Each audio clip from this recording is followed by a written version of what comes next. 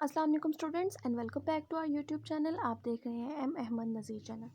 जी बेटे, आज की वीडियो में हमने क्या देखना है। हमने बायोलॉजी का 9th क्लास की बायोलॉजी का चैप्टर नंबर 2 स्टार्ट किया था। चैप्टर नंबर 2 का आज का हमारा लेक्चर नंबर 3 है। प्रीवियस लेक्चर में हमने मेथड्स देखे थे या स्टेप्स देखे थे to solve a biological problem, जिसमें हमने क्या क्या देखा था। हमने हाइपोथेसिस देखा था।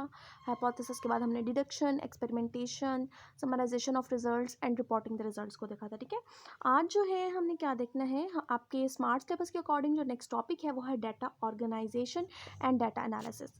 इससे पहले ना एक दो टॉपिक्स हैं। एक टॉपिक है छोटा सा, वो क्या है, थ्योरी और लॉ के बारे में। अब बेटे, ये टॉपिक लिखा तो नहीं हुआ आपके स्मार्ट सिलेबस में, लेकिन कोई बात नहीं, हम इनकी सिर्फ डेफिनेशन देख लेते हैं। डेफिनेशन क्या है, थ्योरी क्या होती है कि जब एक हाइपोथेसिस को बार बार एक्सपेरिमेंट किया जाता है, ठीक है, और एक्सपेरिमेंट करने के नतीजे में वो गलत साबित नहीं होती तो वो थ्योरी बन जाती है। और अगर एक थ्योरी को मज़ीद एक्सपेरिमेंट करते जाते और वो गलत साबित नहीं होती तो वो लॉ बन जाता है। ठीक है, तो आपकी बुक में थ्योरी की जो एग्जाम्पल वैसे तो नहीं दी हुई, लेकिन चैप्टर नंबर लास्ट वाला जो चैप्टर है, ट्रांसपोर्ट वाला, चैप्टर नंबर 9, उसमें आप पढ़ते हो कोहेजन टेंशन थ्योरी। तो आप इसमें वो वाले एग्जांपल कर सकते हो, कोहेजन टेंशन थ्योरी।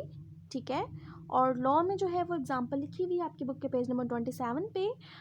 इसमें है हार्डी-वेनबर्ग लॉ है और मेंडल्स लॉ है। ठीक है, तो ये बस आप इसे पढ़ लीजिएगा अच्छे से, और अगर चाहें तो याद भी कर लें, क्योंकि डाउट में नहीं रहना है कि अगर बाकी सारे स्टेप्स इंक्लूड हैं तो थ्योरी और लॉ भी शायद इंक्लूड हो। उन्होंने उसे पिछली वाली हेडिंग के ही सब हेडिंग समझ के मेंशन ना किया हो। ठीक है, एनीवे, हम अपना लास्ट टॉपिक स्टार्ट करते हैं। वो क्या है, data organisation and data analysis.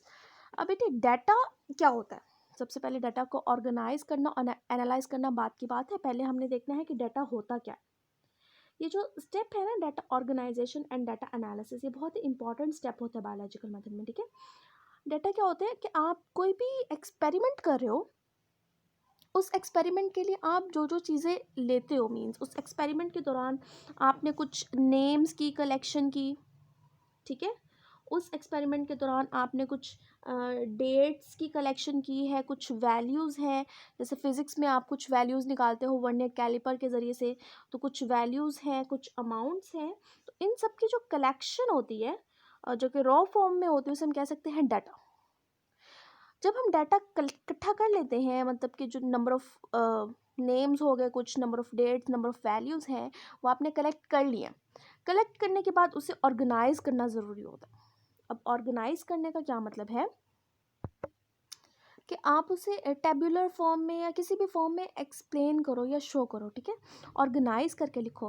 मतलब जो भी आप डाटा लेते हो वो रॉ फॉर्म में होता है, कोई आपने कहाँ से लिया होता है, कोई कहाँ से लिया होता है। ठीक है, उसे समराइज़ करो और उसे ऑर्गेनाइज फॉर्म में जो है वो मेंशन करना होता है फिर। ठीक है, तो डाटा को ऑर्गेनाइज किस किस तरीके से कर सकते हैं हम, उसे ग्राफिकल फॉर्म में, ठीक है, ग्राफ्स की फॉर्म में, कि ग्राफ्स की फॉर्म में आपको क्या लगता है किस तरह के रेशोज़ आ रहे हैं, आप उसे टेबुलर फॉर्म में कर सकते हो, टेबल्स की फॉर्म में कर सकते हो, कि एक तरफ आपने नेम्स लिखे और नेम्स के बाद आपने जो इकट्ठा किया है,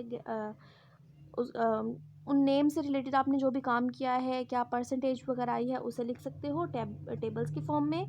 आप फ्लो चार्ट की फॉर्म में कर सकते हो बेटा। ठीक है, मैप्स की फॉर्म में कर सकते हो या फिर डायग्राम की फॉर्म में कर सकते हो।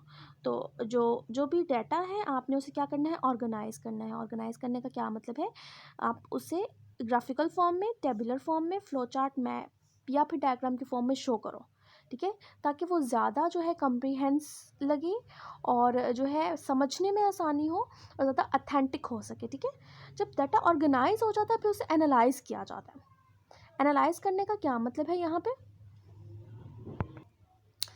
कि बेटा स्टैटिस्टिकल मेथड्स कुछ यूज़ करने होते हैं और उन स्टैटिस्टिकल मेथड के नतीजे में फिर आप कोई ना कोई आंसर निकालते हो। आपने जो भी डाटा कलेक्ट किया है, डाटा कलेक्ट करने के बाद उसे ऑर्गेनाइज किया, उस ऑर्गेनाइज डाटा को फिर आप एनालाइज करोगे डिफरेंट फार्मूलाज लगा के। वो फार्मूलाज कौन से होंगे, वो स्टैटिस्टिकल मेथड के कुछ फार्मूलाज होते हैं।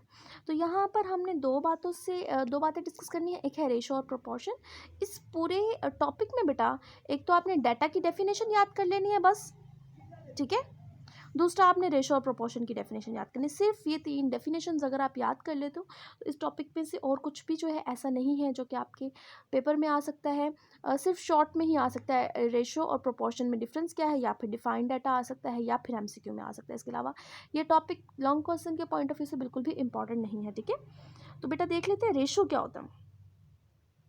तो रेशो एक ऐसा रिलेशनशिप है कि आपके पास दो क्वांटिटीज़ या दो नंबर्स हैं, आप उसे इस तरह से रेशो की फॉर्म में, इसे जैसे बटे की फॉर्म में, रेशो की फॉर्म में कह सकते हो, इसे ऊपर नीचे शो कर सकते हो, या फिर आप कॉलन का साइन लगा के शो कर सकते हो इन इन दोनों का आपस में रिलेशन, या फिर आप डिवीजन का साइन लगा के आपस में शो कर सकते हो। ठीक है, तो ए रेशो बी, इसे भी हम यही पढ़ेंगे, ए रेशो बी इसे भी यही पढ़ेंगे, और इसको भी यही पढ़ेंगे।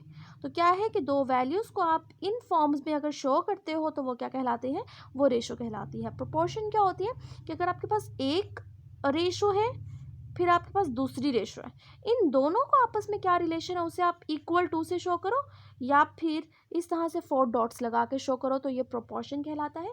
इनकी डेफिनेशन जो है वो आपकी बुक के पेज नंबर 28 पर मौजूद है। रेशो की डेफिनेशन फर्स्ट पैराग्राफ में है डाटा एनालिसिस के, और प्रोपोर्शन की जो डेफिनेशन है वो डाटा एनालिसिस के सेकेंड पैराग्राफ में मौजूद है। तो बेटा ये हमारा लास्ट टॉपिक था।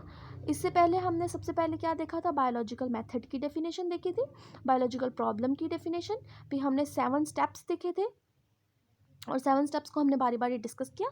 तो हमारा जो लास्ट टॉपिक है वो data organisation and data analysis है। इसमें आपने डाटा की डेफिनेशन करनी है, डाटा ऑर्गेनाइज किस किस तरीके से किया जाता है ये सवाल पूछा जा सकता है शॉर्ट में, और डाटा हाँ जी, और लास्ट में डाटा एनालिसिस जो है वो स्टैटिस्टिकल मेथड से किया जाता है। वो कौन से दो मेथड हैं, वो है रेशो है और प्रोपोर्शन है।